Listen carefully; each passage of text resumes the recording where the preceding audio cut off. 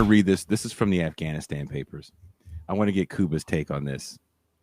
Diplomats and military commanders acknowledge they struggle to answer simple questions. Who is the enemy? Whom can we count on as allies? How will we know when we've won?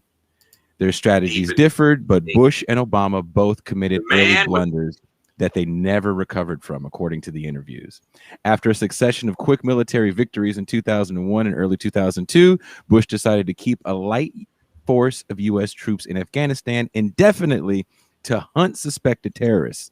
Soon, however, he made plans to invade another nation, Iraq, and Afghanistan quickly became an afterthought. James Dobbins, a career diplomat who served as special envoy for Afghanistan under Bush and Obama, told government interviewers it was a hubristic mistake that should have been obvious from the start. He said, first, sort of just invade only one country at a time. I mean that seriously, Dobbins said, according to a transcript from his remarks. They take a lot of high-level time and attention and will overload the system if we do more than one of these at a time. By the time Obama took office in 2009, al-Qaeda had largely vanished from Afghanistan, but the Taliban had made a comeback. Obama tore up Bush's counterterrorism strategy and approved a polar opposite plan, a massive counterinsurgency campaign backed by 150,000 U.S. and NATO troops, as well as tons of aid for a weak Afghan government. In contrast with Bush, Obama imposed strict deadlines and promised to bring home all U.S. troops by the end of his presidency. But Obama's strategy was also destined to fail. U.S., NATO, and Afghan officials told government interviewers that it tried to accomplish too much, too quickly, and depended on an Afghan government that was corrupt and dysfunctional. Is Kuba still there? I'm here. Kuba's here. Yeah. Can you? So is that a pretty accurate description, in your opinion, of what did and is going on? So when the decision was made initially to invade Afghanistan, it was a calibrated and deliberate response to the September 11th attacks. Once Osama bin Laden was identified as the mastermind behind it, then his whereabouts were traced to Afghanistan. He had been a guest of the Taliban government for quite some time. The Taliban were issued an ultimatum to hand him over or risk invasion. They cited Islamic custom as their reason that they could not, in good conscience, extradite a fellow mujahideen. And then the military invasion began, and it was closely confined to tracking down the leadership of the Taliban, tracking down al-Qaeda fighters, al-Qaeda installations, and eventually driving them out from southern Afghanistan. Of course, Osama bin Laden ends up in Pakistan. You don't actually get the guy. Mullah Omar is on the run, leader of the Taliban. He survives the U.S. invasion as well. The Taliban, as an organization, go on to fight another day. But that was that, right? Mission accomplished by 2002, 2003, certainly. However, the question then comes up, what happens next with Afghanistan?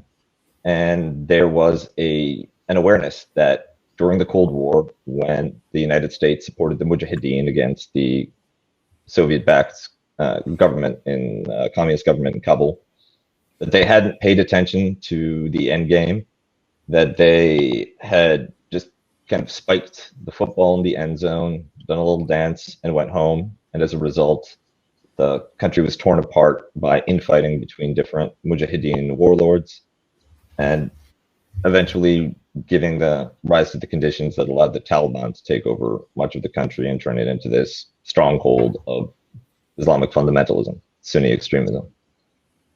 So they wanted to avoid that. And they began to organize a national government in Afghanistan, something to replace the Taliban. But it's kind of like good luck with that.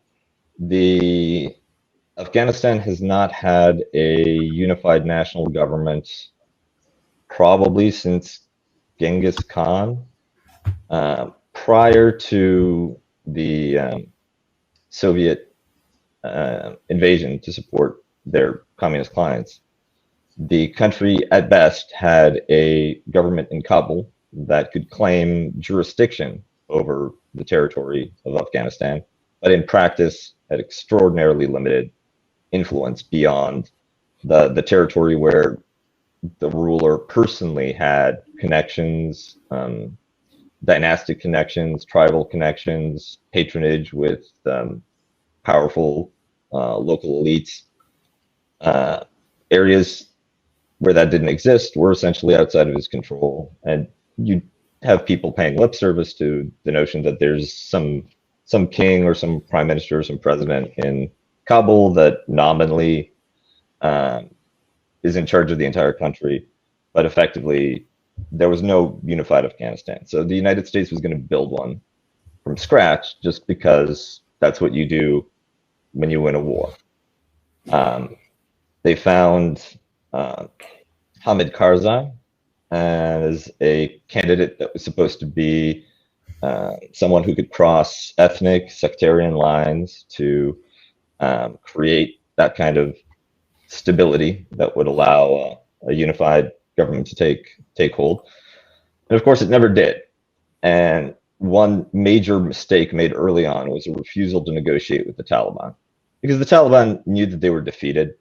But they also knew that they had a legitimate connection with certain large communities across the Pashtun South, that they were trusted as real representatives, real leaders in that group. You know, other areas less so, but there was a substantial constituency that was pro-Taliban. And so the Taliban imagined that, okay, you beat us fair and square, so we're not going to be in charge of Afghanistan anymore. You know, Osama bin Laden's gone, so that's off the table. So, you know, where do we fit in? Are we going to be a political party? Are we going to have to go through some electoral hoops? Are you going to just hand us a bunch of provincial governorships? But come on, let's make a deal. And the United States refused because they were evildoers. And instead, the United States was going to support government without any Taliban elements and then crush the Taliban militarily. And,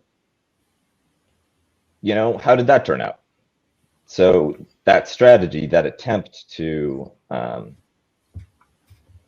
make real that, you know, bullet point plan for post-war Afghanistan has been going on for the last 20 years.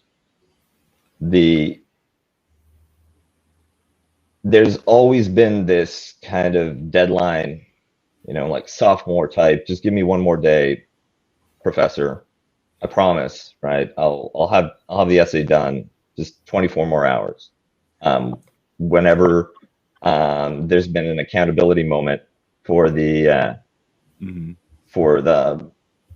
generals and the leadership that have been administering the occupation, where, you know, just around the corner, the next 6 months, we're going to get this right in time for the next election. Okay, maybe the next election. And there's also been a shift in the justification for what the American mission is even supposed to be doing in Afghanistan. It began as a kind of drain the swamp operation. We're going to go in, we're going to get rid of these extremists, and then we're going to leave. And maybe they come back, maybe they don't. But the point is to get the ones that are out there, not to try to fundamentally alter the political and social circumstances of this country that is on the other side of the world and has a completely foreign and unknown culture to us and a breathtakingly low level of development, breathtakingly high incidence of poverty, where everybody has PTSD and the average age is somewhere in the teens. But here's the thing, right? Like when you convene the State Department and the NGO types and the international relations specialists, first of all, there's very few that know anything about Afghanistan, but all of them come into the room. And there's a checklist of what any American-sponsored government should be.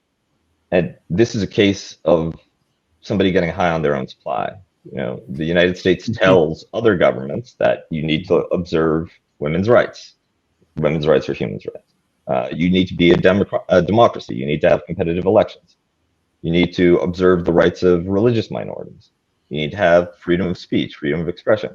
So you have this checklist of requirements, which no government in Afghanistan has ever met. And the people of Afghanistan don't even expect to enjoy.